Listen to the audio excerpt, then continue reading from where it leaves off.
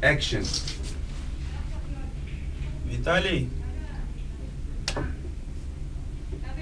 אודינוב, אומר לך משהו השם הזה? לא? זה הנאצי הקודם שהביא אותו לארץ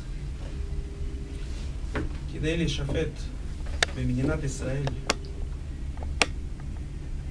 בזמנו האבא שלי היה מאוד חולה.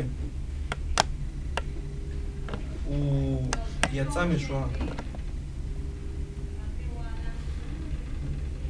כל יום הייתי בא לאבא שלי ושנינו היינו יושבים ורואים כל משפט במהלך השנה.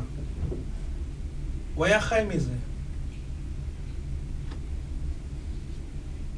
ויום אחד אני באתי לאבא, הדלקנו את הטלוויזיה ולא ראינו אותו. לא הבנו מה קורה. החליטו שיש טעות בניירת, שזה לא הוא. נאצי, שמצי, בלבול, מלבול.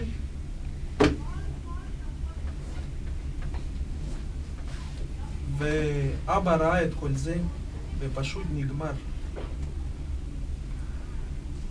פשוט נגמר מול הטלוויזיה. מה שאני רוצה, ויטלי, שהנאצי שהביאו אותו עכשיו לגולן, אני רוצה שאתה, כמו שאתה אומר, תוריד אותו. זה מה שאני רוצה.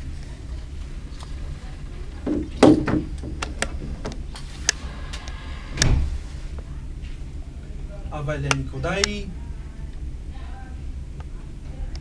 שלמה לא דור ראשון, לא דור שני ולא דור שלישי, אף אחד מאיתנו, יהודי כמוני, כמוך, לא קם ולא נסע לגרמניה ולא ריסס את איזה 200 גרמנים. מהיסטוריה ברור לנו וזה מוכר לנו. מארמנים, מצ'צ'נים, סוגרים את העניינים. אני פשוט לא יודע.